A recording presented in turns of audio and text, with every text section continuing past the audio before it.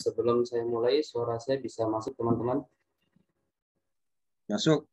Bisa, Ustaz. Nanti kalau suara hilang atau videonya trouble, nanti saya diinformasikan. Bismillah, Assalamualaikum warahmatullahi wabarakatuh. Waalaikumsalam warahmatullahi wabarakatuh. Innal hamdalillah nahmaduhu wa nasta'inuhu wa nastahdihi wa na'udzu billahi min shururi anfusina wa sayyiati a'malina. May yahdihillahu fala mudilla lahu wa may yudlilhu fala hadiya lahu. Asyhadu an la ilaha illallah wahdahu la syarika lahu wa asyhadu anna Muhammadan abduhu wa rasuluhu la nabiyya wa la rasula ba'da. Teman-teman semua yang dimuliakan oleh Allah Subhanahu wa taala, tidak lupa kita terus bersyukur kepada Allah Azza wa Jalla hingga saat ini kita masih bisa merasakan mudahnya menghirup oksigen segar di pagi hari maupun di petang hari. Kita bisa merasakan nikmatnya makanan, kita bisa merasakan segarnya tubuh kita ini, maka tidak boleh lepas dari lisan kita kalimat-kalimat syukur lillahi Azza wa Jalla. Untuk itu Allah Azza wa Jalla akan menambah terus pahala dan nikmatnya kepada kita sebagaimana yang disebutkan dalam surat di dalam Al-Qur'an. Kemudian sholawat serta salam jangan sampai lepas dari lisan kita di setiap saat dan di setiap waktu kita untuk bersalawat kepada baginda mulia sallallahu alaihi wasallam. Jasa beliau kita bisa merasakan nikmatnya salat dengan ihsan, salat dengan ikhlas, dan bisa merasakan bagaimana nikmatnya membaca Al-Quran, berzikir, dan bersilaturahim satu sama lain. Teman-teman sekalian, rahimani wa rahimakumullah, pada kesempatan lalu ya, kalau tidak salah ingat, pada tema yang sama tentang herbal sunnah, kita telah menyebutkan beberapa poin. Di antaranya adalah ketika kita mengatakan herbal sunnah, maka selayaknya kita mendatangkan suatu dalil yang memang mengisyaratkan bahwa sesuatu itu disahkan oleh baginda mulia sallallahu alaihi wasallam. Dan itu banyak sekali contohnya. Misalnya tentang madu yang paling populer. Asyifa'u fi thalathatin. Syurbatu asalin, minum madu. Ya, maka ini adalah pengobatan yang memang disunnahkan oleh baginda alaihi salatu wassalam. Kemudian tentang habbatus sauda. Ala inna fi habbatis sauda dawa'un likulli da'. Ya, adalah obat bagi segala macam penyakit. Di dalam riwayat dikatakan kecuali kematian, di dalam riwayat lain disebutkan kecuali masa tua. Jadi masa tua tidak ada obatnya. Kemudian tentang talbinah, Nabi kita juga mengatakan tentang talbinah ini untuk meredakan panasnya hati dan meredakan sakitnya kesedihan. Tentang celak juga disebutkan untuk menguatkan mata dan menumbuhkan bulu mata. Kemudian tentang labu kuning juga disebutkan demikian. Ya, banyak hadis-hadis yang menerangkan kepada kita kebiasaan dari baginda mulia sallallahu alaihi wasallam yang bisa kita angkat sebagai herbal sunnah. Herbal, teman-teman sekalian, sebagian mengatakan herbal ini adalah khusus pada obat-obatan ya. Sedangkan herbal secara umum kita bisa mengambil bahwa herbal itu termasuk dari makanan yang kita makan. Saya ingat satu pesan dari guru kita semua, Al-Ustadz Abdurrahman Dani hafizahullah ta'ala. Beliau menasihati dengan sebuah perkataan, amharul atibba alladzina yu'alijuna bit-ta'am. Sebaik-baik, sepintar-pintar seorang praktisi, sepintar-pintar seorang dokter adalah yang mampu mengobati pasiennya dengan makanan. Jadi ada pasien yang sakit, yang kita rubah adalah pola makannya sebelum kita memberikan herbal-herbal yang memang tepat untuk penyakitnya itu. Amharul atibba, sebaik-baik dokter, sebaik-baik dan sehebat-hebat penyehat klasik, penyehat tradisional, penyehat tibbun nabawi adalah alladzina yu'alijuna bit-ta'am, yang memperbaiki, yang memberikan saran-saran kesehatan kepada pasiennya dengan merubah pola makan. Makanya tidak heran ketika Nabi kita alaihi salatu wasallam mengatakan tempat yang paling buruk yang diisi oleh Bani Adam dalam satu tubuh itu adalah perutnya. Ya. Ma mal'a banu Adam wi'aan asyarran min batnih. Tidak ada tempat oleh Bani Adam yang diisi di tubuhnya kecuali perutnya. Sepakat para ulama dari kalangan ahli kedokteran klasik bahwa sumber dari penyakit itu berawal dari perut. Sumber dari semua penyakit itu berawal dari perut, teman-teman sekalian. Kemudian ditarik garis lurus lagi atau benang merah dari ucapan ini, ayat Allah Subhanahu wa taala, wa kulu mimma fil ardi halalan thayyiba. Kalian makanlah makanan yang aku beri, kata Allah, yang halal dan thayyib. Mungkin teman-teman pernah ingat kita pernah membahas tentang halal itu masuknya kemana, thayyib juga akan mempengaruhi apa. Ya, sedikit kita review kembali. Makanan yang halal akan mempengaruhi jiwa seseorang. Secara tradisional Chinese medicine akan mempengaruhi kendali emosi, yaitu organ liver. Dan thayyib akan mempengaruhi al-ma'idah atau limpa dan lambung, teman-teman sekalian. Sedangkan dalam klasik, limpa dan lambung kita ketahui adalah unsur tanah, yang di atas tanah itu semua tumbuhan itu tumbuh. Secara organ, ketika organ limpa ini bermasalah, organ lambung ini bermasalah, maka semua tumbuhan yang ada di atasnya akan bermasalah juga. Apa yang ada di atasnya? Ada ginjal, ada lambung, ada paru-paru, ada jantung, semuanya akan kena nanti. Maka seburuk-buruk tempat yang diisi oleh Bani Adam adalah perutnya. Kemudian poin yang kedua, kita ingatkan kembali bahwa pada waktu lalu kita menyebutkan sesuatu yang bergelantung. Kalau tidak salah kita bahas tentang pisang sama celak kalau tidak salah waktu itu. Ya, dan itu secara penelitian medis juga sudah disampaikan bahwa manfaatnya sangatlah banyak, maka harus kita coba gunakan, teman-teman sekalian. Insya Allah pada malam hari ini, teman-teman, saya akan coba membahas, berbagi kepada panjenengan semua. Ya, sebelumnya saya minta izin kepada teman-teman di sini yang pastinya jauh lebih hebat ya, jauh lebih banyak sisi keilmuannya. Saya mohon diizinkan untuk berbagi kepada teman-teman semua di sini.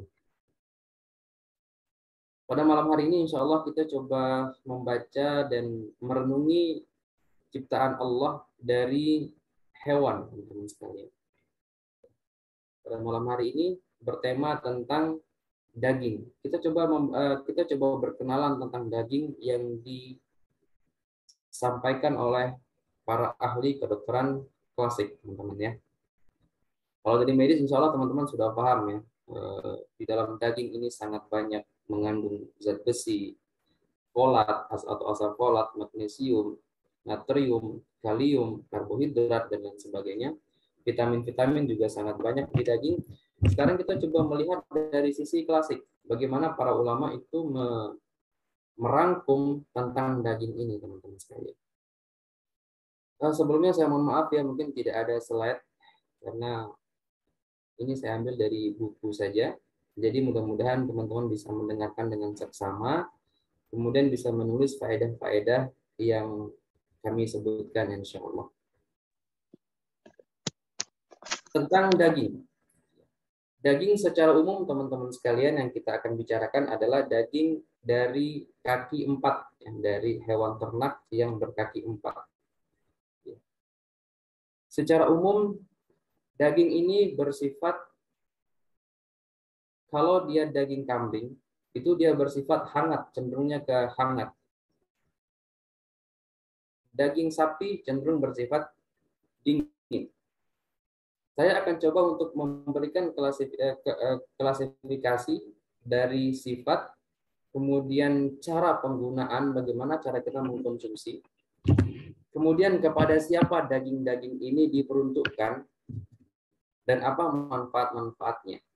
Ya, insya Allah dari 4 kategori ini kita coba untuk sebutkan. Daging ini disebutkan oleh Allah Subhanahu wa taala dalam surat At-Tur ayat 22. Allah mengatakan wa amdadnahum bifakihatin wa lahmin mimma yashtahun. Dan kami hadirkan untuk para manusia itu buah-buahan dan daging yang mereka sukai.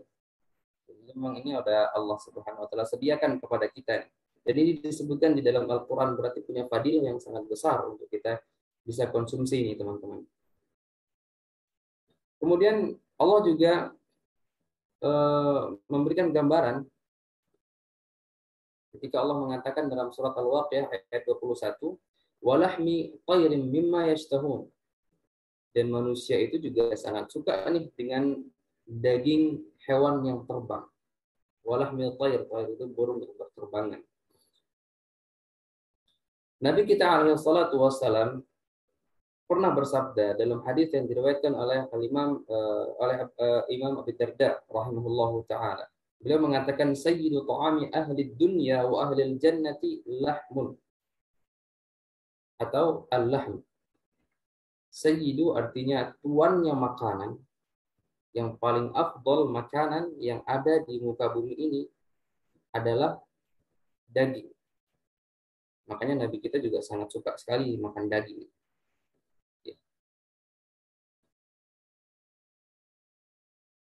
Akhirnya para ulama kita mencoba untuk mengambil kesimpulan, ini kenapa Allah sebutkan ini? Dan Nabi juga sebutkan ini. Ada apa di balik daging ini? Sebelum saya lanjutkan, ini teman-teman pada suka daging apa enggak? Jangan-jangan ada yang nggak suka daging? Suka. Suka semua ya? Suka. Alhamdulillah. Ini yang nggak suka daging belajar makan daging ya, mulai malam ini ya. Baik. Al-Imam Az-Zuhri, sebelum kita masuk ke sana, kita sebutkan dulu ya sifat dari daging ini, teman-teman sekalian. Tadi kita sebutkan kalau daging kambing itu sifatnya dia lebih ke arah panas. Daging kambing itu dia cenderung ke arah panas. Daging sapi dia cenderung bersifat dingin. Pertanyaan nih, bagaimana kita bisa melihat daging itu sifatnya panas atau daging itu sifatnya dingin dari hewan yang masih hidup? Ada yang pernah merenungkan nggak? Bisa dibuka mic-nya nih, teman-teman. Silahkan. Ada yang mau coba? Bagaimana dari kita... warnanya, Ustadz. Ya? Dari warnanya. Dari warnanya. Saya simpan dulu. Ada lagi nggak? Silahkan. Kambing lebih aktif daripada sapi, Ustaz. Itu dia, Masya Allah. Sudah cukup jawabannya. Ya. Semakin aktif hewan itu, maka semakin arahnya panas dagingnya. Mungkin dulu masih ingat ya, kita pernah belajar tentang 4 sindrom. Ada panas, dingin, lembab, dan kering. Panas, dingin, lembab, dan kering. Di mana pengobatan itu kita lakukan dengan cara memberikan yang berlawanan. Orang yang dalam keadaan dingin kita obati dengan yang panas. Yang panas kita obatin dengan yang dingin. Yang kering kita obatin dengan yang lembab. Yang lembab kita obatin dengan yang kering. Oke, sekarang kita coba tarik ini ke dalam makanan kita pada malam hari ini tentang daging. Cara penggunaan teman-teman sekalian. Taruhlah kita berbicara tentang daging kambing. Daging kambing. Cara penggunaannya adalah dengan mengukus itu lebih bagus. Dikukus itu lebih bagus. Dibuat gulai boleh nggak? Boleh saja. Dibuat gulai juga bisa saja. Tapi secara umum lebih bagus itu dikukus. Agar sifat dari daging itu dia stabil di titik itu. Kalau teman-teman goreng nanti sifat panasnya akan lebih tinggi. Apalagi dipanggang. Nanti sifatnya akan lebih tinggi lagi.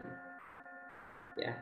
Kemudian direbus kalau ingin direbus maka direbus sampai dagingnya itu lunak. Karena termasuk daging yang mudah dicerna oleh tubuh kita adalah daging kambing. Daging-dagingan itu kalau di dalam medis itu kita sebutnya atau kita mengambil kesimpulan dia 3 jam sudah dicerna oleh tubuh kita. Ini teman-teman itu bisa sampai 6 jam. Sebagian penelitian menyebutkan 3 hari, sebagian menyebutkan 6 hari itu baru bisa dilumatkan oleh limpa, lambung, sama usus halus kita. Jadi mie ini luar biasa. Nah, kira-kira kalau kita telah mengetahui sifat dari daging kambing itu adalah panas, Kira-kira cocok untuk orang yang seperti apa, teman-teman? Ini secara keilmuan ya, walaupun semua afdol bisa diminum, bisa dikonsumsi. Kira-kira cocok untuk orang yang seperti apa tipenya? Daging kambing Yang sifatnya lembab panas. yang sifat sindrom badannya dingin, Ustadz. Betul. Yin.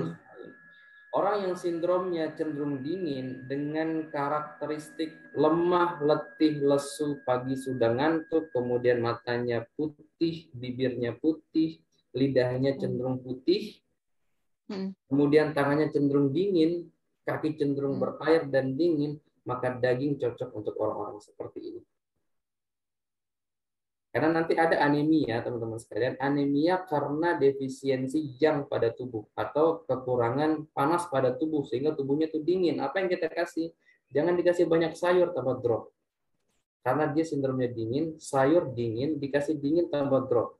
Maka obatnya apa? Yang panas-panas, daging-dagingan itu masuk tuh, daging, telur. Telur kata Imam Ibnu Qayyim dia sifatnya panas, lembab. Daging, telur, ikan-ikanan itu malah bagus untuk meningkatkan kualitas dari sel eritrositnya si pasien kita itu. Baik, pertanyaan kedua. Kalau daging kambing, daging sapi itu sifatnya dia dingin, maka cocok untuk orang dengan tipe apa kira-kira?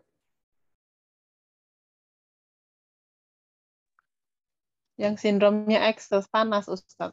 Betul sekali. Orang yang tipenya panas, maka kita suguhkan dia makanan atau daging sapi supaya tidak terlalu panas. Bagaimana manifestasi orang yang panas? Mudah, teman-teman sekalian. Teman-teman salaman sama dia nih, udah tangannya panas banget. Nah, itu dia cenderungnya panas. Maka kalau dia banyak makan daging-dagingan atau banyak makan ikan yang dikeringkan, ikan asin-asinan itu malah tambah menjadi nanti penyakitnya. Nah, ini cara agama begitu ya, cara kedokteran klasik memberikan arahan-arahan kepada kita bagaimana kita menaruh sesuatu pada tempatnya. Ini kalau tidak salah banyak banget dibahas oleh Ustadz kita, Ustadz Abdul Ramdhani, Ta'ala. Baik, sekarang kita coba melihat apa saja manfaatnya. Saya mungkin tidak perlu menyebutkan manfaat dari sisi modern ya, karena pasti nanti teman-teman bisa lihat lah nanti di YouTube atau di Halo Dokter, di Halodoc dan lain-lain, pasti ada vitamin segala macamnya, nanti teman-teman bisa baca. Manfaat dari daging secara umum nih teman-teman sekalian, daging kambing ataupun daging sapi. Al-Imam Az-Zuhri mengatakan, aklul lahmi, makan daging itu yazidu sab'ina quwwatan, itu bisa mendongkrak 70 kali kekuatan. Nah, jadi yang masih suka minum keratin deng, extra jos, disisihkan dulu, makan daging aja. Ya, ini lebih sehat nih. Yang pasutri, ya laki-laki dan perempuan yang pengen jos juga, makanlah ini. Ya, nggak usah lagi minum, ya itulah ya, nggak usah perlu saya sebutkan. Kemudian Muhammad Ibn Wasi' mengatakan, manfaat lainnya selain mendongkrak energi vital kita, mendongkrak stamina kita, beliau mengatakan, Muhammad bin Wasi', mengkonsumsi daging ini yazidu fil basar, akan menguatkan tatapan mata. Yang minus-minus nih, ya bismillah, coba makan daging. Tapi dengan cara yang benar ya, tadi dikukus atau di steam ya kalau nggak salah bahasanya tuh. Yazidu fil basar, menguatkan pandangan mata, menyehatkan pandangan mata. Kemudian diriwayatkan dari Ali bin Abi Thalib radhiyallahu taala anhu, beliau menyarankan kita nih, Ali bin Abi Thalib, kulul lahma, makan itu daging, kata beliau. Fa innahu yusaffil laun, daging ini akan menyebabkan perbaikan warna pada kulit tubuh kita. Akan menyebabkan perbaikan warna, memperbaiki regenerasi sel pada sel-sel kulit kita. Wa yukhmisul batn, akan memperbaiki perut kita secara umum. Perut ini kata Al-Imam Ibnu Qayyim ada perut besar, ada perut kecil. Perut besar itu adalah lambung kita, al-ma'idah, gaster, dan perut kecil itu adalah limpa. limpa kita. Jadi limpa sama lambung ini secara TCM juga kan bergabung ya, dia saudaraan. Ada sebuah statement teman-teman yang disampaikan oleh Ibnu Umar radhiyallahu taala anhu. Beliau mengatakan, "Idza kana Ramadhanu lam yafuthul laham." Dulu Nabi kita alaihi salatu wassalam dan para sahabatnya, kalau datang bulan Ramadan tidak pernah lepas dari yang namanya daging. Kemudian wa idza safara lam yafuthu al-laham. Kalau para sahabat kita itu bersafar pasti pada bawa daging. Sekarang kita kalau safar bawa apa, teman-teman? Kita harus mengaku ini. Kita kalau safar bawa apa tuh? Pasti bawa rentetan Alfamart, ada isinya mie, pasti ada mie, benar nggak? Mie instan. Iya, pasti ada mie instan lah, ada ciki-ciki segala macam. Berbeda dengan para sahabat kita dulu. Maaf, para sahabat alaihi wassalatu wassalam. Bawanya daging, bawanya kurma.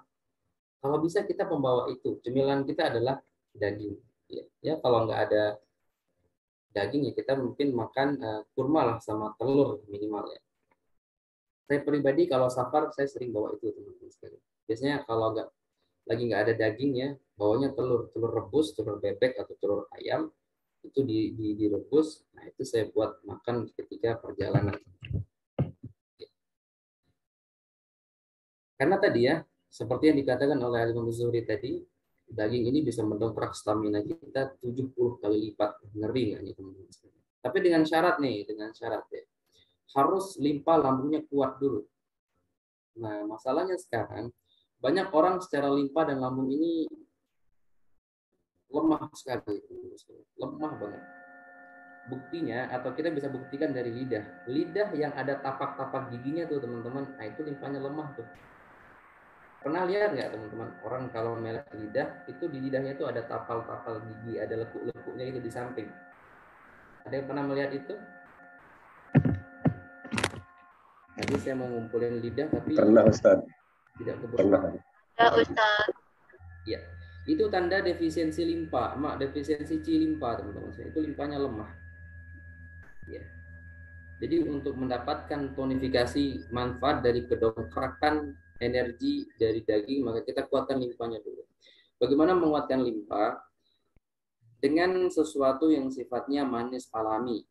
Tetapi kalau teman-teman sedang dalam keadaan nggak ngapa-ngapain itu capek, jangan pakai yang manis-manis. Ya. Mendingan ditonik pakai mungkin tutup jari atau minum rebusan kurma atau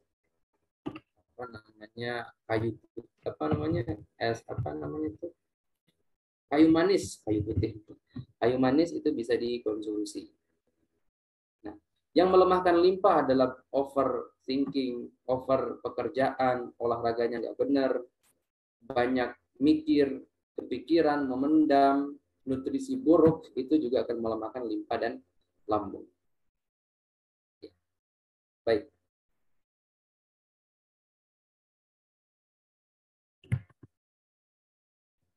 Kemudian faedah yang lain teman-teman sekalian, dari mengkonsumsi daging, subhanallah saya juga baru tahu informasi ini. Kata Ali radhiyallahu taala anhu, ini riwayat dari Ali bin Abi Thalib, makan daging ternyata wa yuhassinul khuluq, masya Allah. Makan daging ini akan memperbaiki kualitas dari akhlak kita, subhanallah. Saya terus terang baru tahu riwayat ini teman-teman sekalian. Makanya disebutkan dalam beberapa riwayat, siapa saja yang 40 hari, 40 malam tidak makan daging, itu akhlaknya akan goyang. Padahal Nabi kita diutus untuk apa? Kata Nabi, innama bu'ithtu liutammima makarimal akhlak. Aku diutus untuk memperbaiki akhlak. Allah Subhanahu wa taala ternyata telah memberikan satu cara untuk memperbaiki akhlak kita dari makanan kita, yaitu dengan daging. Ya, daging kambing atau daging sapi atau daging apalagi ya. Daging secara umum lah ya, daging yang berkaki 4. Tapi Nabi kita sangat suka sekali makan daging kambing. Faedah yang lain teman-teman sekalian, semakin daging itu mendekati kepala, itu semakin bagus. Ada yang suka bokong daging bagian belakang nggak? Ya, pasti kalau ada sih dimakan aja begitu ya, nggak apa-apa ya. Kemudian faedah lain teman-teman sekalian. Untuk mengobati penyakit-penyakit tulang belakang yang kita sebut dengan irqun nasah, penyakit-penyakit yang menyerang tulang belakang seperti HNP dan lain-lain, itu bisa menggunakan ekor kambing yang dipecah menjadi 3, direbus, diminum selama 3 hari. Jadi satu potong itu untuk 1 hari diminum. Kalau pengen lebih kuat lagi, diminum aja 3 kali sehari. Ekor kambing itu biasanya dibuang loh teman-teman sama saudara-saudara kita para pejagal itu. Ekornya itu biasanya dibuang. Siapa yang mau diambil aja. Ya, ini yang HNP. Kalau lagi Lebaran itu Lebaran Idul Adha itu diambil aja tuh ekor-ekornya itu. Ya. Itu bagus buat irqun nasah, penyakit-penyakit syaraf yang ada pada tulang belakang. Baik.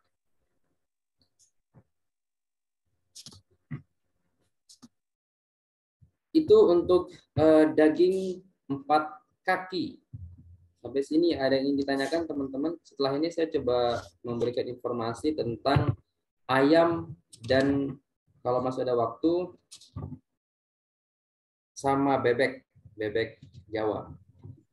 Assalamualaikum Ustaz. Waalaikumsalam warahmatullahi wabarakatuh.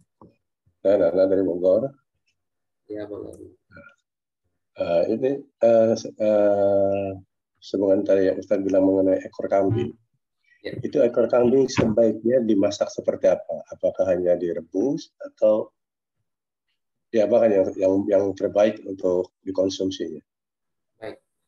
Untuk ekor kambing, teman-teman, 1 ekor dipotong menjadi 3 bagian untuk 3 hari, atau untuk 1 hari, jadi pagi direbus, siang direbus, sorenya direbus lagi.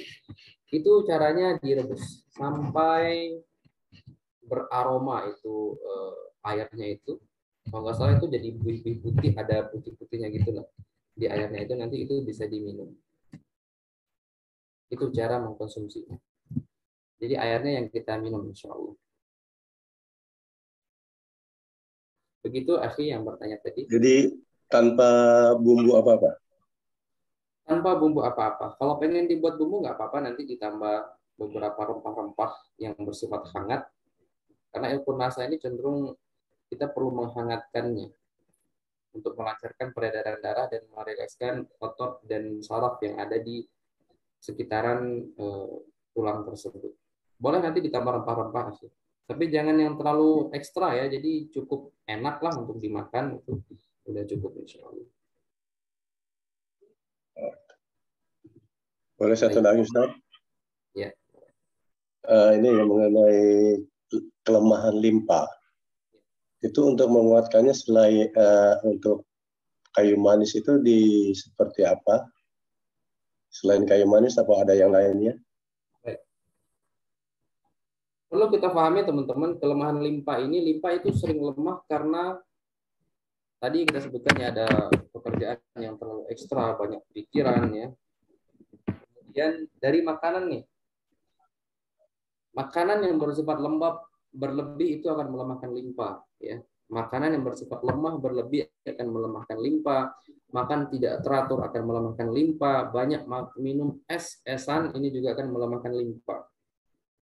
Ya. Menguatkannya selain dari makanan yang bersifat manis, kita bisa menggunakan terapi totok punggung dengan teknik penguatan. Jadi tekanannya sering saya ulang ya, tekanannya ringan-ringan saja. Ngapunten ini di sini ada master topung ya. Saya izin pinjam istilah topungnya ya.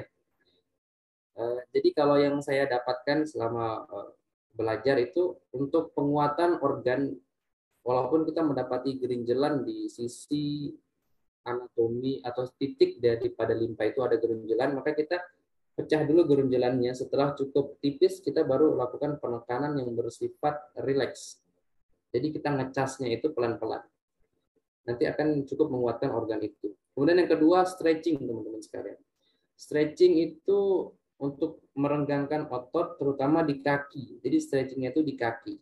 Karena meridian limpa itu kan ada di kaki juga. Jadi stretchingnya di kaki sama di perut. Ya.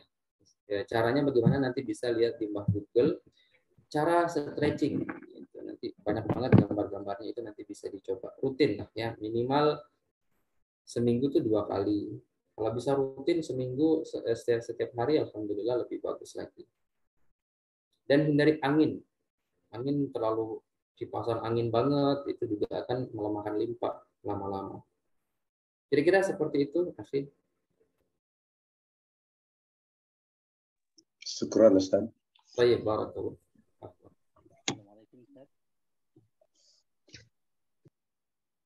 Oh ya, tadi Afwan, selain dari kayu manis nanti bisa pakai ini ya, labu kuning saja. Saya suka banget sama labu kuning ini karena dia memperbaiki lambung juga. Ya, memperbaiki lambung. Silakan Akhi Dawud, tafadhal, barakallahu fikum. Assalamualaikum Ustaz. Assalamualaikum. Waalaikumsalam warahmatullahi wabarakatuh. Ini Ustaz, mengenai apa? Pengolahan untuk daging itu. Sebaiknya tadi kan direbus ya, atau di steam gitu ya, atau dikukus ya. Terus campurannya itu sebaiknya itu apa aja Ustaz ya? Untuk kita mencampurnya itu supaya enggak apa? Mungkin ada rasa-rasa tambahan lah gitu ya, enggak hanya rasa daging aja gitu ya. Terus yang kedua, apakah ini bisa berlaku untuk laki-laki atau perempuan, dua-duanya bisa kita ini kan gitu dikonsumsi bersamaan gitu.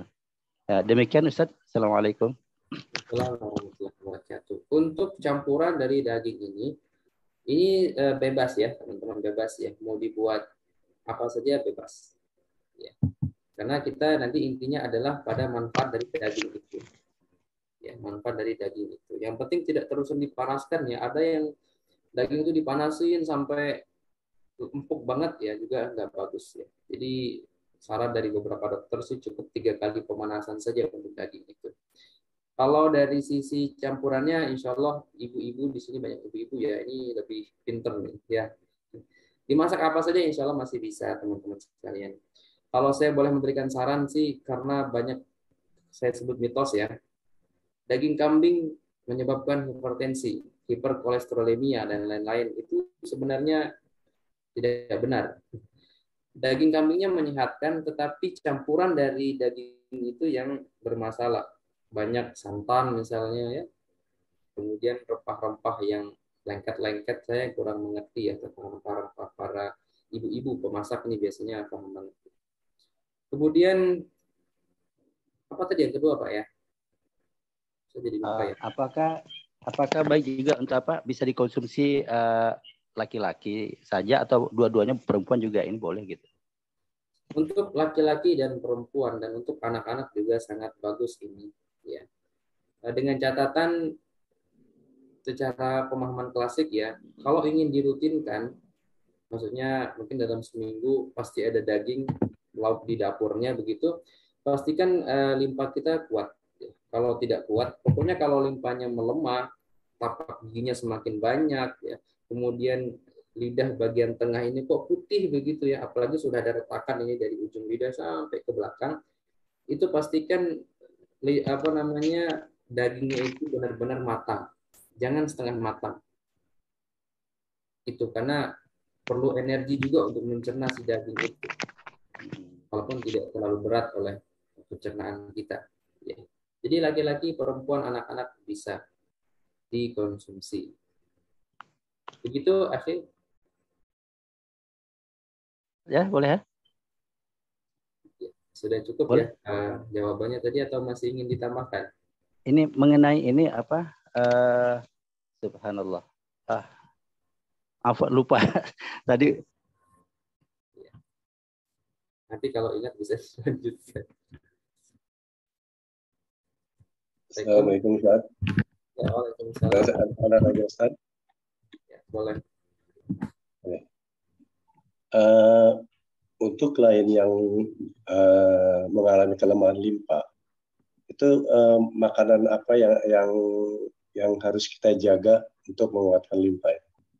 Atau apa yang tidak boleh dimakan dan apa aja yang tidak yang boleh dimakan untuk yang mempunyai kelemahan limpa? Makanan apa saja yang menjadi kontraindikasi atau perhatian bagi orang-orang dengan kelemahan limpa? Baik, kita coba klasifikasikan dulu ya. Karena lemah limpa itu ada beberapa tanda gejala. Yang paling umum, ngantuk di pagi hari dari jam 9 sampai jam 11 itu matanya kayak ngangkat barbel. Nah, itu kelemahan limpa positif. Kemudian yang kedua, mohon maaf sekali pada laki-laki yang pagi hari adiknya tidak segera bangun. Ini juga ada indikasi kelemahan limpa. Kemudian bagi laki-laki yang Mr. P-nya itu tidak kencang, ototnya itu tidak kuat, ereksinya tidak bagus, itu juga ada indikasi dari kelemahan limpa. Makanya kan biasanya kalau orang diabetes itu bermasalahnya ke situ. Kemudian bagi ibu-ibu, ngapunten sekali bahasa saya, yang payudaranya tidak seindah dulu, itu ada indikasi kelemahan limpa. Wajar sih kalau perempuan ya, mungkin karena mengurus keluarga, mengurus suami dan anak, itu menurut saya wajar. Tapi suami harus pintar. Ya, istri itu sudah berbenah diri supaya tetap cantik seperti sedia kala ketika pertama kali ketemu. Tapi kadang-kadang para istri itu akan stres, kenapa badan nggak balik-balik. Ya, suaminya harus pintar-pintar tetap memberikan support dan memberikan perhatian yang cukup lah, seperti itu. Kemudian kelemahan limpa berikutnya teman-teman bisa lihat dari postur tubuh. Ya. Postur tubuh yang terlalu tegap, postur tubuh yang terlalu lunglai, itu ada masalah di limpa juga. Udah berapa tuh ya? Kemudian berikutnya kelemahan limpa itu bisa kita lihat pada orang yang sering pegel di tulang belakang bagian lumbar. Kalau sudah terjadi HNP itu kelemahan limpanya sudah cukup akut.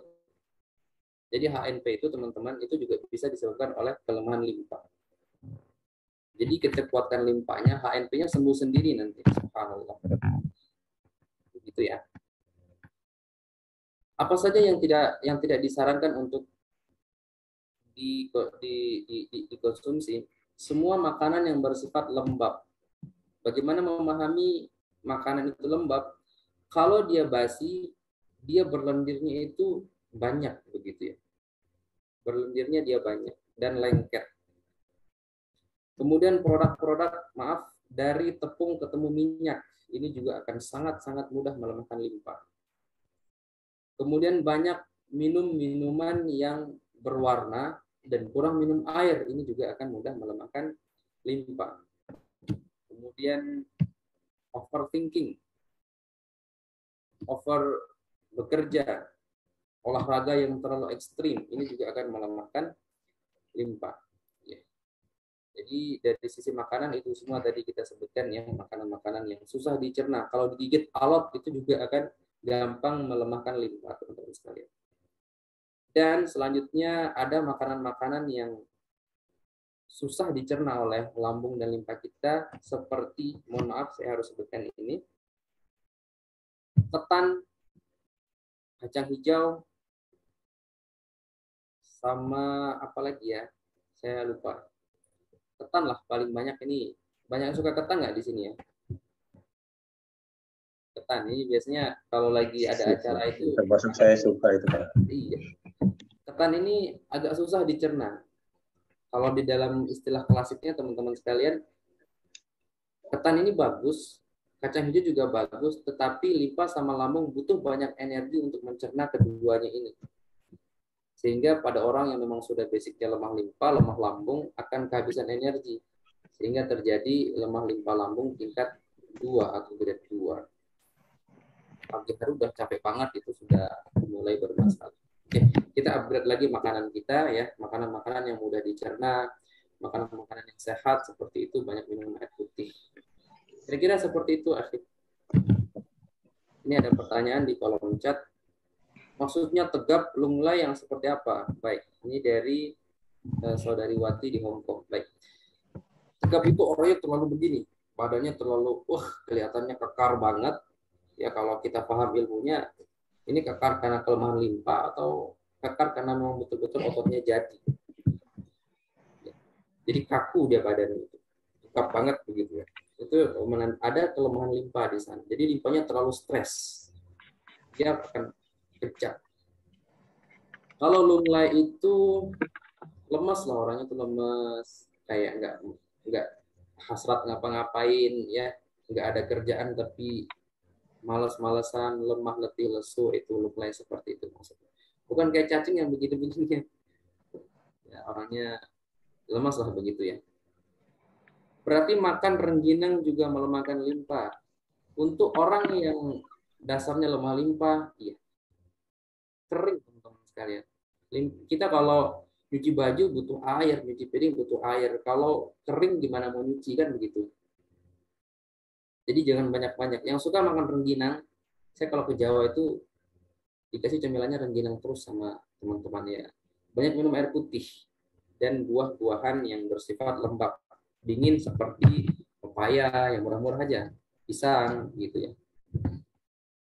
Baik. Sudah mau 1 jam. Udah 40 menit nih kita jalan. Baik, kita Apa-apa 2 jam ini, Ustaz. Baik, silakan. Apa Ustaz terus? Ada lagi? Halo, Baik. Assalamualaikum warahmatullahi wabarakatuh. Waalaikumsalam. Gimana kabarnya Pak Ustadz? Alhamdulillah, berkhair.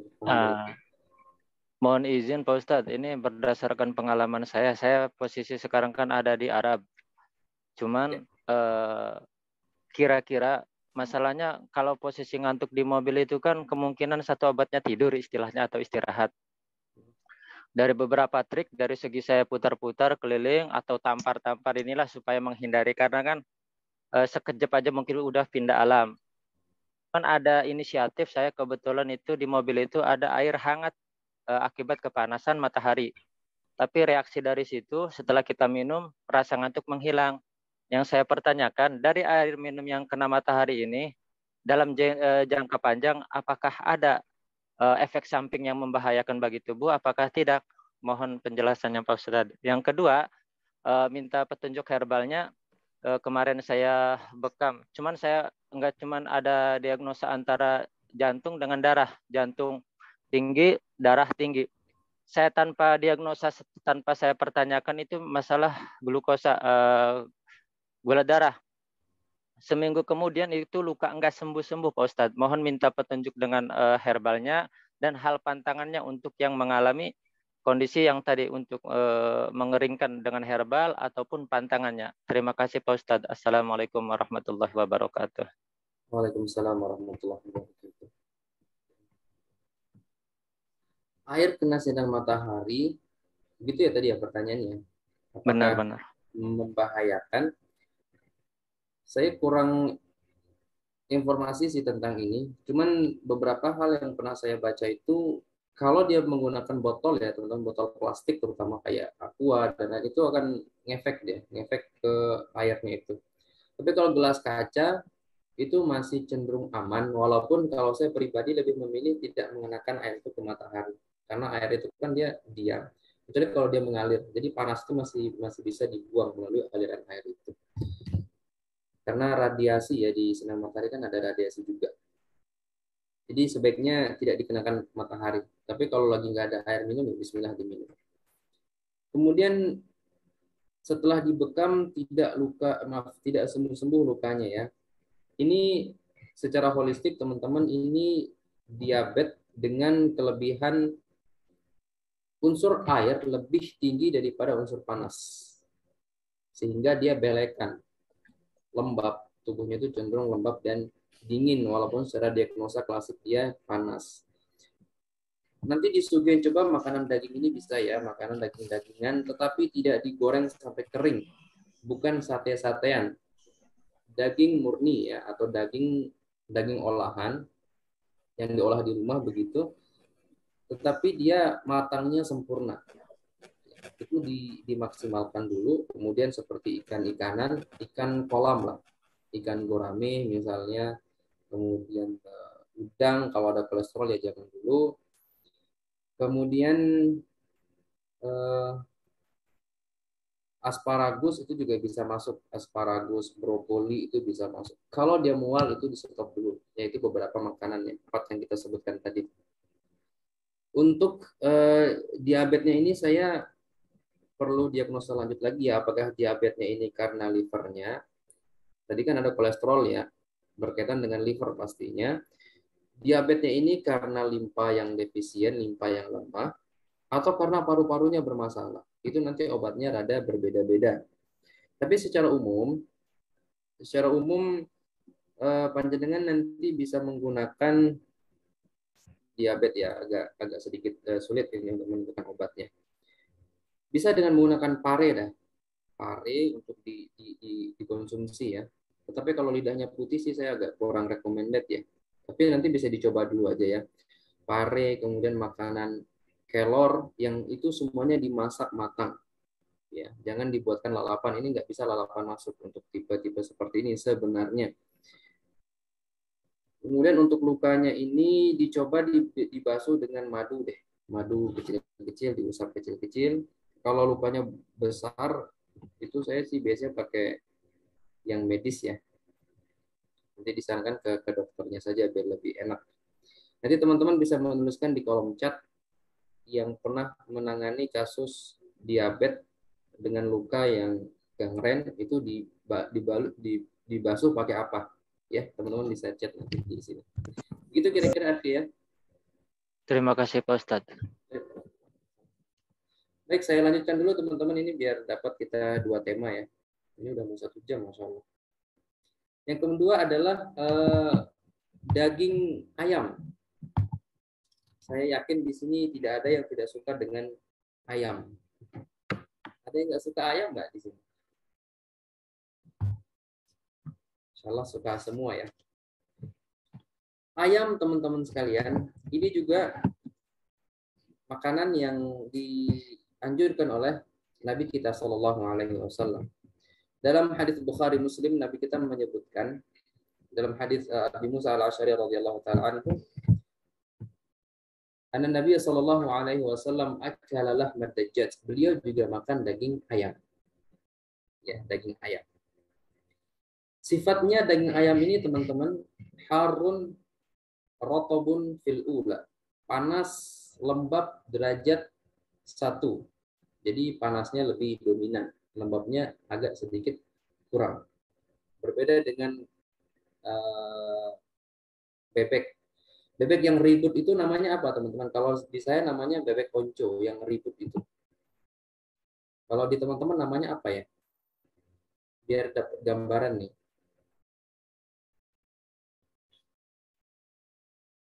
Teman-teman tahu nggak? Bebek kan ada 2 bebek tuh ya. Ada bebek yang suka berenang. Ada bebek yang kalau jalan tuh cepat banget tuh dan bergelombol terus suaranya ramai banget begitu. Itu kalau saya namanya bebek onco. Baiklah. Insya Allah teman-teman bisa memahami ya. Nah, sifatnya dia panas lembab teman-teman si ayam ini ya. Untuk siapa kita peruntukkan untuk dikonsumsi secara banyak begitu ya? Untuk orang-orang yang tipenya dingin dan kering. Nah, ini dingin dan kering nih. Bagaimana tanda-tanda dingin dan kering itu? Mudah. Lidahnya itu cenderung kering. Retak-retak. Bibirnya retak-retak, pucat. Kemudian kulitnya cenderung bersisik. Nah, ini cocok nih makan ayam-ayaman nih. Baik. Apa saja manfaat yang bisa kita dapati dari ikan daging ayam ini? Sebentar teman-teman, saya cut dulu. Ini sudah ada yang ngirim pesan di chat. Luka diabetes tadi dicuci dengan Steriobak atau air laut yang bersih. Steriobak ya. Air laut yang bersih, disalep herbal, lalu diperban dengan perban yang sifatnya lembab ada perban khusus rawat luka diabetes boleh japri ke beliau nih. Ada nomornya di 081 335 2253 12. Masya Allah. Nanti siap-siap japrian banyak nih ya. Barakallahu fikum. Bebek yang telurnya hijau itu ya. Iya kali ya. Iya hijau, telurnya agak hijau. Saya nggak ada gambarnya nih. Ada nggak gambar di sini? Ini teman-teman nih gambarnya nih. Coba di-shoot ke sini. Ini bebek ini kelihatan nggak? Atau kabur ya?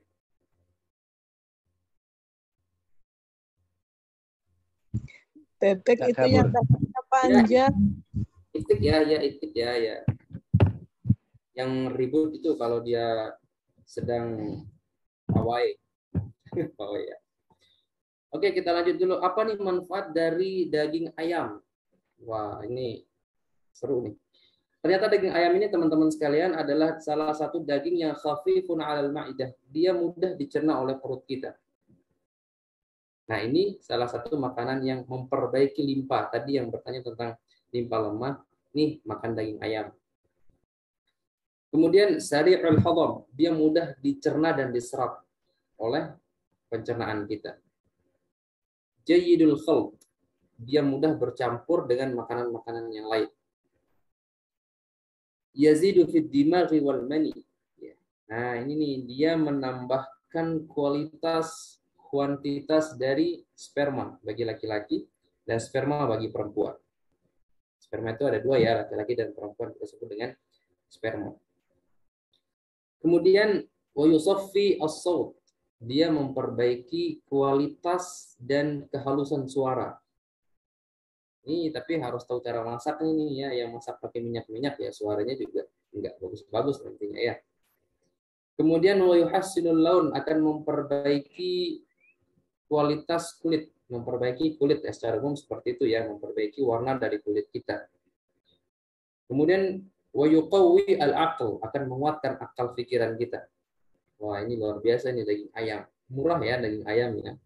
Ayam kampung ya, tapi teman-teman ya, jangan ayam yang digemukkan. Atau ayam potong agak kurang ya. Di sini yang disebutkan oleh Al-Imam Ibnu Al-Qayyim itu daging ayam kampung. Yang lepas, apalagi yang lepas, wah ini luar biasa bagusnya. Ya. Kemudian wa yuwallidu daman jayyidan. Nah, akan membentuk sel darah, akan membentuk eritrosit yang bagus. Kasus-kasus anemia dengan defisiensi limpa dan kekurangan zat besi, daging ayam salah satu solusinya. Ini disebutkan oleh kedokteran alat klasik sejak zaman dulu nih teman-teman. Nah. Kemudian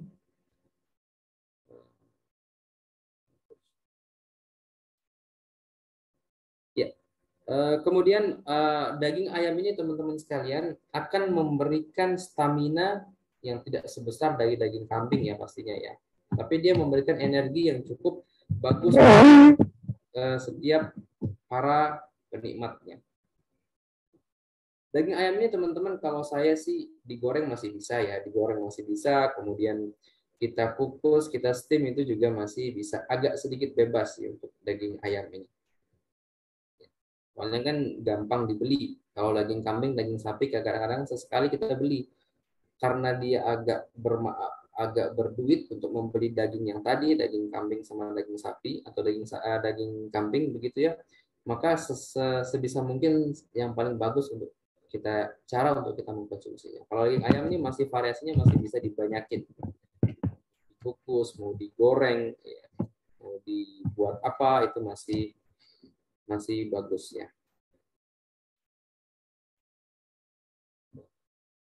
Baik, itu untuk daging ayam. Ini sedikit ya disebutkan oleh beliau. Nah, sekarang kita coba membaca tentang tadi, itik tadi ya. Wah, ternyata ya teman-teman di sini ada yang suka makan daging bebek yang tadi, itik tadi. Berapa orang nih yang suka makan daging itik? Banyak nggak ya? Suka, Ustaz. Satu gitu, Akhi Sapruji. Siapa lagi? Suka, Ustaz. Oh, ada dua. Siapa lagi? Yang suka makan itik, yang lagi turun di pinggir jalan itu ada warung-warung itu. Oh, banyak nih. Saya. Baik. Oke lah ya. Daging itik teman-teman sekalian disebutkan oleh beliau, dia sifatnya harun rotok, panas lembab. Kathirul fudul. Banyak faedahnya juga sih ya. Cuman banyak yang tereliminasi nanti. Kata beliau, asiru al-inhidam, sulit sekali dicerna oleh tubuh. Yang kelemahan limpa, hati-hati nih makan daging ini nih, daging itik. Ya. Kemudian apa kata beliau yang terakhir nih, ini sedikit beliau bawakan ya. Kata beliau, ghairu muwafiqu lil ma'idah. Enggak rekomendasi nih buat perut. Ya, yang suka makan daging itik, kata beliau tidak recommended untuk perut kita. Tapi masih boleh dikonsumsi teman-teman, ini halal. Kata para ulama kita, yang halal belum tentu thayyib. Maksud saya, makanan halal bisa kita konsumsi karena dia mubah dan dia halal, tetapi bagi sebagian orang akan menyebabkan mudarat. Ya, bagi sebagian orang akan menyebabkan mudarat. Maka makanan yang dibentangkan oleh Allah Subhanahu wa taala dari yang halal itu kita yang pilih-pilih. Cocok nggak buat badan kita? Ada 4 karakter tubuh manusia ya teman-temannya. Ada yang panas, kering, lembab, dan dingin. Ada yang melankolis, flegmatik, sanguin, sama koleris. Dan semua itu punya temper tubuhnya. Mencocoki makanan satu, tidak cocok dengan makanan yang lain. Nah, ini teman-teman dari para penyiar klasik ini harus mudah-mudahan punya waktu untuk bisa memahami itu. Jadi nanti jaga kesehatan itu gampang, mudah teman-teman sekalian. Itu yang disebutkan oleh Al-Imam Ibnul Qayyim pada bahasan 3 subtema ini, daging secara umum, kemudian daging ayam dan daging itik. Sampai sini kira-kira ada yang ingin ditanyakan teman-teman? Monggo silahkan.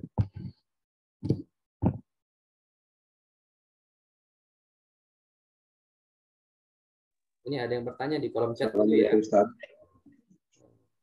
Sebentar, akhi, saya coba baca yang di kolom chat dulu nih.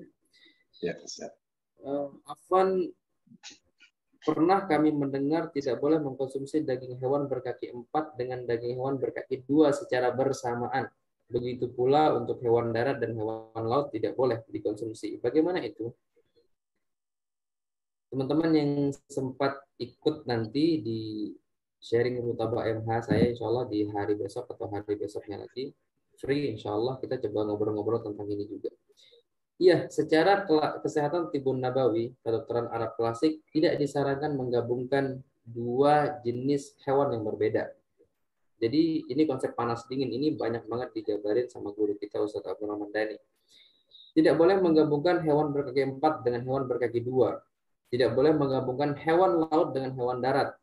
Tidak boleh menggabungkan protein nabati dan protein hewani dengan hewani, nabati dengan nabati.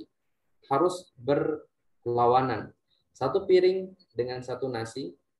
Iyalah 1 piring kan 1 nasi ya.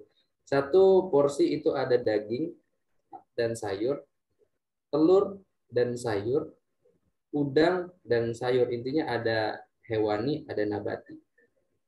Seperti itu kira-kira. Sebaiknya jangan digabung ya. Sebaiknya jangan digabung. Karena ada sebagian penelitian nih teman-teman. Misalnya penggabungan antara ikan laut dengan susu. Menyebabkan penyakit yang kita sebut dengan vitiligo.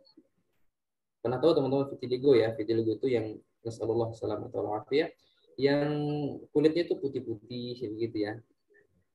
Secara kedokteran Arab klasik itu disebabkan oleh seringnya seseorang mengkonsumsi pencampuran antara susu dan ikan. Sekarang timbul pertanyaan, kapan kita minum susu? Kalau teman-teman sedang makan ikan laut nih, minum susunya nanti tunggu 1 jam dulu. Kalau saya begitu, ya. Jadi minum susunya nanti 1 jam setelahnya atau nanti sekalian aja nanti kita minum susu. Memang secara medis pun 4 sehat 5 sempurna sudah nggak dipakai sekarang, diganti dengan yang sesuai dengan keseimbangan tubuh seseorang. Baik, silakan tadi Bapak siapa yang bertanya ya? Ya, monggo. Ana Ustaz. Ya. Itu mengenai daging ayam. Yang dianjurkan kan mungkin ayam kampung ya. Sementara yang banyak beredar itu kan di pasaran ya, mohon maaf, ayam broiler ya. Terus gimana cara untuk mengatasinya Ustaz? Pilihan sih teman-teman sekalian. Pilihan. Ya kalau mentok-mentoknya nggak ada ya, pengen makan ayam seperti Upin Ipin gitu ya, kita makan ayam yang ada. Tapi kalau yang pengen berkualitas ya bismillah kita beli ayam kampung yang besar itu sekitar 70.000 kalau di Lombok sini. Itu kita bisa makan bareng keluarga ya seminggu sekali atau 2 minggu sekali. Anak-anak ya kalau bisa distokkan, bukan distokkan ya, kalau dia pengen makan ayam ya kita belikan ayam kampung sebisa kita. Soalnya begini, kalau sudah masuk ke dalam tubuh kita, maka tubuh kita bertanggung jawab untuk bagaimana mengambil vitamin yang ada di situ dan bagaimana dia itu berusaha untuk membuang semua partikel buruk yang ada pada hewan tersebut. Yang kira-kira seperti itu, Afif. Baik. Syukran, Ustaz. Baik, Afwan. Sambil nunggu pertanyaan dari langsung ya, saya coba baca lagi nih ada di kolom chat. Apakah sifat induk ayam atau itik akan menurun kepada anaknya? Iya, akan tetap turun. Sebagaimana manusia juga akan menurunkan sifat dan karakternya, temper dan karakternya kepada anak keturunannya.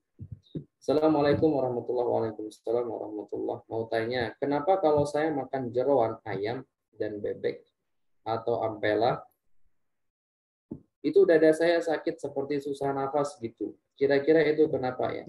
Ini saya cenderung melihat karena ada stagnasi ci dan darah pada liver. Karena makanan jeroan ini akan dipecah oleh liver ya. Akan disisihkan, akan dibersihkan di liver. Nah, kalau livernya dia stagnasi, maka liver itu kan kepanasan begitulah, akan kepanasan dan akan kesusahan sehingga mengenai organ di atasnya. Liver itu sangat berdempetan dengan si paru-paru. Jadi wajar ini dia karena dia menjadi susah bernafasnya. Solusinya bagaimana? Karena ini bersifat lembab panas ya, ini ampela-ampela ini dia lembabnya panas dan itu cukup berat dipecah oleh tubuh kita, maka minumlah minuman-minuman yang sifatnya dingin kering menetralkan. Misalnya kalau nggak ada mahnya, panjenengan bisa menggunakan jeruk nipis dikasih madu atau minum jeruk manis boleh tanpa gula ya, pantang gula ini. Termasuk teman-teman tadi yang bertanya tentang kelemahan limpa, usahakan menghindari gula pasir. Maaf ya, menghindari gula pasir, apalagi manis-manisan yang ada di sana dan sini ya. Kira-kira itu solusi yang bisa kita berikan. Baik, silakan ada yang bertanya lagi, monggo. Assalamualaikum Ustaz. Waalaikumsalam warahmatullahi wabarakatuh. Mau tanya, kalau ada kelemahan limpa tapi konsumsinya itu rosella tapi dikasih gula batu, itu gimana Ustaz? Saya pernah menanyakan ini kepada seorang apoteker ya, farmasi apoteker. Beliau juga meneliti herbal-herbal Indonesia. Gula batu itu juga kurang lebih sama. Sifat kelembabannya seperti gula pasir. Akan tetapi dia sedikit di bawah dari gula pasir. Gula pasir kan dikristalkan juga, gula batu juga dibatukan juga, sama-sama dipabrikasi. Ya, sifatnya cenderung kalau banyak mengkonsumsi ini akan melemahkan limpa itu sendiri. Untuk rosellanya saya agak lupa ingat ya, dia sifatnya hangat apa dingin ya rosella itu. Warna kuning ya kalau nggak salah ya rosella itu. Merah ya? Kalau yang saya konsumsi itu yang merah Ustaz. Merah ya. Kalau nggak salah sih dia cenderung ke hangat ya. Masih bisa. Rasanya sangat asam. Rasanya hangat ya? rasanya kecut gitu loh. Kecut. Makanya dikasih iya. Tahu ya, kecut itu arahnya nanti ke ada keringnya juga sih begitu ya. Kalau ingin dikonsumsi jangan sering-sering ya, jangan sering-sering. Nah, kecut ini agaknya cenderung ke agak mengeringkan cairan tubuh nantinya. Pakai madu saja panjenengan bisa ditambahkan ya. Oke, baik Ustaz. Baik, sami-sami. Assalamualaikum Ustaz. Waalaikumsalam warahmatullahi wabarakatuh. Ahmad mau tanya untuk menaikkan kreatin Ustaz. Ini kreatinnya ada satu pasien sampai 2. Itu yang bagus di terapi dan di herbal apa Ustaz? Baik. Saya pernah mendengar ini bisa kita menggunakan ikan apa ya namanya ya? Ikan gabus, ikan gabus atau ikan-ikan yang berada di bawah lautan. Apa itu namanya ya? Gamat. Oh, salmon. Ya, salmon, gamat itu bisa kita gunakan. Tapi harus pelan-pelan ya. Nanti konsumsinya dikit-dikit dulu, pelan-pelan. Saya khawatir ada mual. Jadi nanti ada mual yang karena ginjal, teman-teman sekalian, bukan mual karena lambung. Ini kalau udah mualnya karena ginjal ini cukup khawatirkan sebenarnya. Nanti coba bisa disarankan pakai itu. Dan jangan lupa pola makannya harus benar-benar dijaga. Karena ginjal ini sudah sangat lelah, letih, lesu, jadi dia kena kreatinnya jadi bermasalah. Begitu kira-kira asik. Kalau terapinya yang bagus? Oh, terapinya baik. Sudah kena diagnosa gagal ginjal belum ya? Belum sampai cuci darah belum. Alhamdulillah, mudah-mudahan Allah angkat penyakitnya ya. Untuk terapinya ngapunten panjenengan sudah coba akupuntur belum? Sudah bisa setelah akupuntur atau belum ya? Ya sedikit bisa lah akupuntur. Baik. Ditopung satu, nanti ditopung di titik ginjalnya, ginjal kiri sama kanan, dan mingmen itu nanti di titik tepat pusar ditarik ke tulang belakang. Oh, iya. Itu nanti diginikan saja, digerak-gerakin gitu. Terus titik kiri dan kanan nanti diujul titik penguatan. Jadi topungnya di lebih soft ya. Lebih soft ya. Betul sekali, soft sekali. Kemudian kalau memang perlu dibekam di situ, monggo silakan dibekam. Syaratnya harus baru di kop sudah merah banget, ya itu dibekam nggak apa-apa. Tusukannya sedikit saja ya, tusukannya sedikit saja. Karena ginjal sedang capek. Kalau terlalu banyak tusukan, terlalu banyak titik, nanti ginjal akan mengeluarkan hormon persiapan pergantian darah, itu akan cukup melelahkan bagi si ginjal. Kemudian bisa diambil titik BL pada ginjal, pada tulang belakang di punggung, itu nanti bisa ditusuk di titik organ ginjal ya, nanti bisa dicek titik BL berapa. Kemudian nanti di kaki 3 juga bisa digunakan. Kemudian akupuntur di titik nutrisi, poster nutrisi di limpa SP6 sama ST36. Kalau ada kelembaban di limpa lambungnya bisa ditambahkan di ST40. Kira-kira seperti itu. Ya, syukur. Barakallahu. Waalaikumsalam warahmatullahi wabarakatuh. Baik, 2 pertanyaan terakhir silahkan. Yang masih ingin bertanya. Ya, jika tidak ada, maka kita akan kepada kesimpulan akhir. Ya.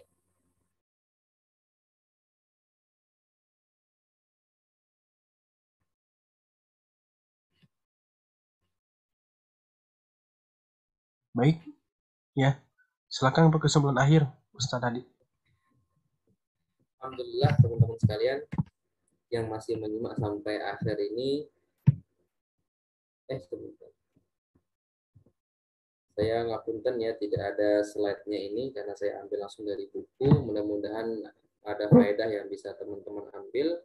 Mudah-mudahan bisa diaplikasikan sebagai menu sehari-hari dan bersemangat untuk merubah pola hidup. Teman-teman sekalian, hidup kita yang sekarang adalah untuk masa depan kita. Hidup kita yang sekarang adalah untuk anak keturunan kita. siapa kita sekarang itulah kita di masa nanti, siapa kita sekarang itulah masa anak-anak kita menjalankan kehidupannya. Manusia dihidangkan makanan minuman oleh Allah Subhanahu wa taala dengan sangat banyak. Allah halalkan 1000, Allah haramkan 3-4 jenis saja. Allah sediakan semua makanan itu menjadi halal dan mubah. Allah titipkan kepada kita akal untuk kita mempelajarinya dan menaruh makanan itu menyesuaikan pada tubuh kita. Tubuh yang sehat adalah tubuh yang mudah istirahat, enak makan, enak minum. Tubuh yang sakit adalah ketika tubuh itu tidak dapat menikmati semua makanan, tubuh yang mudah lelah, tubuh yang mudah letih, pandangan mata yang mulai kabur, dan tujuan hidup yang mulai mengabur juga.